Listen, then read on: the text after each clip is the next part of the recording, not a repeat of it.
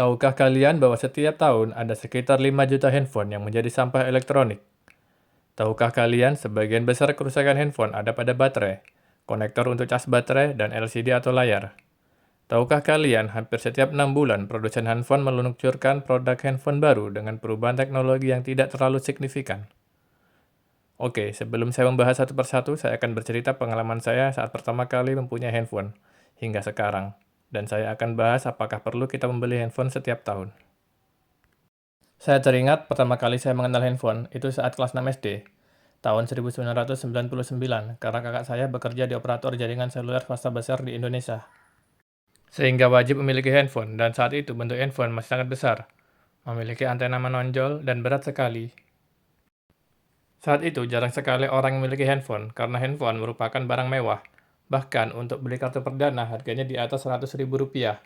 Namun, perkembangan teknologi begitu pesat, sehingga merubah handphone yang awalnya barang tersier atau barang mewah, menjadi barang yang menuju primer, atau bisa dibilang bukan lagi barang sekunder, karena semua hal yang kita lakukan selalu berhubungan dengan handphone. Mulai dari pekerjaan kantor, tugas sekolah, hiburan, dan menggantikan nonton TV. Contoh ini smartphone saya, dari generasi awal sampai generasi handphone flagship, yang semuanya masih bisa berfungsi normal. Handphone ini saya ganti karena permasalahan pokok dari pola elektronik yaitu baterai. Ya betul, baterai. Baterai merupakan komponen paling penting untuk gadget dan barang elektronik. Saya merupakan orang yang awet menjaga barang elektronik, dan saya termasuk tidak FOMO teknologi, sehingga saya berganti handphone rata-rata setiap 3-5 tahun. Saya paham, industri elektronik itu rata-rata punya umur pakai untuk setiap produknya. Dan untuk umur baterai handphone itu rata-rata sekitar 3-5 tahun, jadi saya harus ganti baterai setiap 3-5 tahun, karena baterai menggembung atau drop. Namun masalahnya, produksi spare part asli dari produsen merek handphone tersebut rata-rata hanya 3 tahun, setelah itu spare part akan discontinue, jadi kita mau nggak mau harus beli handphone baru, karena tidak adanya spare part saat berperbaiki. Dan harga spare part original yang hampir setara dengan harga handphone baru.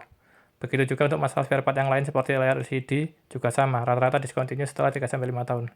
Dan apabila kita sangat berhati-hati merawat handphone kita, hingga handphone kita bisa bertahan lebih dari 5 tahun tanpa kerusakan, maka kita juga akan terkendala oleh sistem OS yang kadaluarsa, sehingga banyak aplikasi yang tidak bisa menggunakan OS yang lama, sehingga kita akan tetap membeli handphone baru demi mendapatkan OS yang terbaru.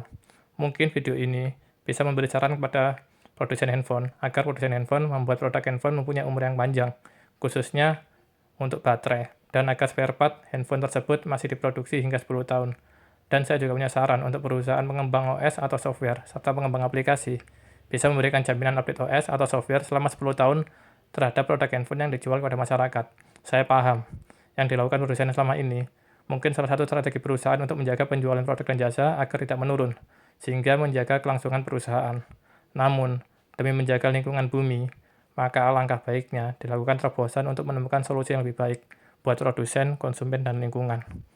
Semoga video ini bisa memberikan tips saran buat kita agar bijak membeli smartphone atau berganti handphone rata-rata setiap 7-10 tahun, dan tidak FOMO teknologi agar handphone kita yang lama tidak menyumbang banyak sampah elektronik yang merusak bumi.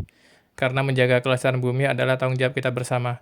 Silakan share, like, subscribe, dan berdiskusi di kolom komentar ya guys.